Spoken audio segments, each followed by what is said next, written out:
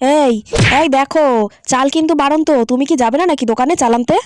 এই বাবু, শিগগির ঘুম থেকে উঠে রেডি হয়ে নে, চালের দোকানে যেতে হবে, চাল কিনবো, চল চল চল। ও মা, বাবা কি বলছে আমি রেশন দোকানে যাব? আমার কি এখন বয়স হয়েছে নাকি এসব করার? এই দেখো কি মুশকিল, তুমি আবার ওকে ডাকছো কিসের জন্য? তুমি নিজে বাজারে যাচ্ছ, যাও না। ও আমার বাচ্চা ছেলে ঘুমোচ্ছে, ঘুমোক না। না রে বাবু, তুই ঘুমো। আরে, দুদিন পরে সংসার হবে, বউ হবে, বাচ্চা হবে, আটা কেনার নাকি ওনার এখনো বয়স হয়নি, শিখে চল। আরে কি মুশকিল তো, সমানে ওকে ডেকে যাচ্ছে। এত কচি বয়সে কেন ওকে বাবু সাংসারিক করতে চাইছো? ও ঘুমোচ্ছে, ঘুমোক, একদম ওকে ডাকবে না। তুমি একা একা যাও বাজারে।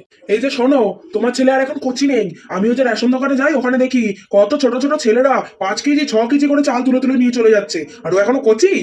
সে তো লোকে বাপু, আমার ছেলে তো আর ওইভাবে মানুষ হয়নি, আর আমার ছেলের এখনো বয়সই হয়নি। অন্যের ছেলেরা 5 কেজি তুলুক, 6 কেজি তুলুক, আমার ছেলে এখন 1 কেজিও তুলতে পারবে না। তুমি যাও দেখিনি, ওকে ঘুমোতে দাও।